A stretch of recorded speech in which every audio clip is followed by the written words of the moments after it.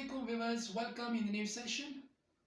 आज का टॉपिक है स्टाम्प पेपर की अहमियत, इम्पोर्टेंस ऑफ स्टाम्प पेपर और इसके टाइप्स और उसको ड्राफ्ट करने के लिए क्या इंपॉर्टेंट चीज़ें हमें रिक्वायर्ड है इस पे मैं बात करूँगा।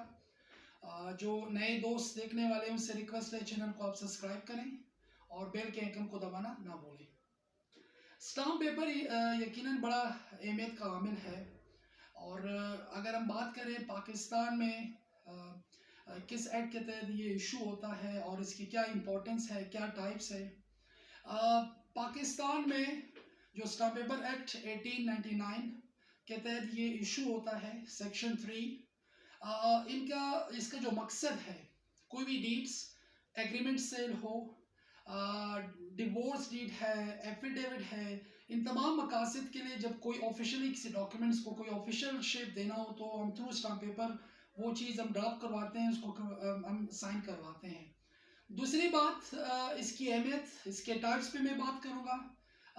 Basically there are two types of stamp paper, दो टाइप्स हैं। एक होता है judicial type of stamp papers और दूसरा है नॉन जुडिशियल।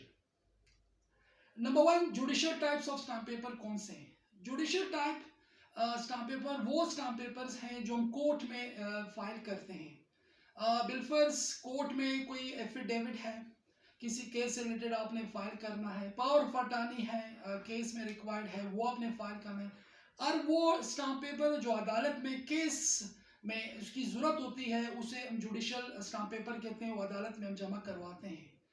और दूसरा नॉन जुडिशियल, वो स्टाम्प पेपर जो अदालत में नहीं, जैसे कि प्राइवेट पार्टीज है, आपस में कोई एग्रीमेंट करते हैं, सेल एग्रीमेंट है, आपस में कोई गाड़ी बेचता है, मकान खरीद फरोख्त करते हैं, तो वो आपस में दो पार्टीज लिखते हैं, तो वो नॉन जुडिशियल स्टाम्प पेपर होगा।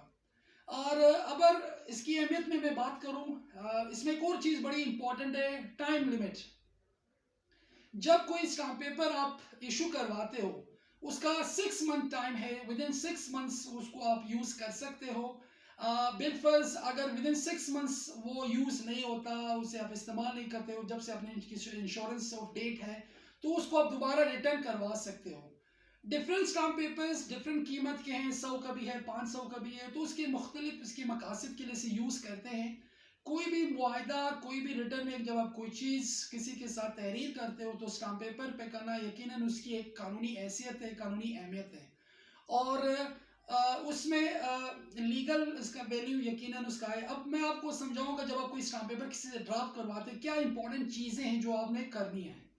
नंबर वन, अगर आप non judicial stamp paper draft करवा रहे हैं, कोई मकान आप बेच रहे हैं, गाड़ी किसी पे आप बेच रहे हैं, तो सबसे पहले जब आप कोई स्टाम्प पेपर लेते हैं कोर्ट से, इंश्योरेंस करवाते हैं, आप जो इशू करवाते हैं, सबसे पहले उसको आप इशू करवाएं, उस पर आपका अपने शनाख्ती कार्ड पे, और रजिस्टर में किस मकसद के लिए आप कर रहे हैं वो मकसद आपने वो रजिस्टर में रजिस्टर करवाना है।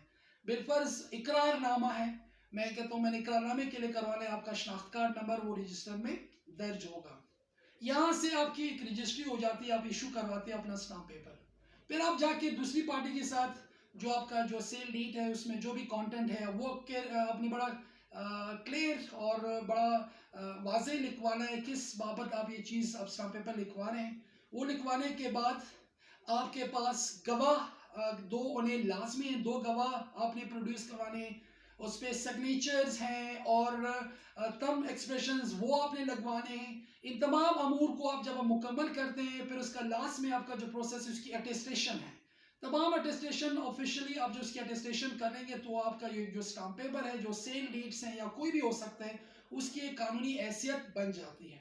अब आमतौर पे क्या होता है, समटाइम्स लोग सिंपल कागज पे एग्रीमेंट लिखते हैं, प्रॉपर्टी वाले वो सिंपल कागज पे बाजुका सेल डीड्स लिखते हैं और बाजुका का इशू हो जाता है। समटाइम जो इंस्टॉलमेंट वाले शॉप्स हैं वो इस तरह के एग्रीमेंट्स लिखते हैं अपने सिंपल पेड पे, मगर कानून में इसकी इस तरह की हैसियत नहीं है जिस तरह एक स्टाम्प पेपर की हैसियत है।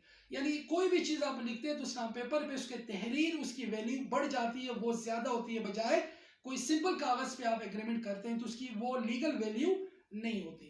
तो दोस्तों आज का जो लेक्चर था स्टाम्प पेपर की अहमियत के हवाले से था।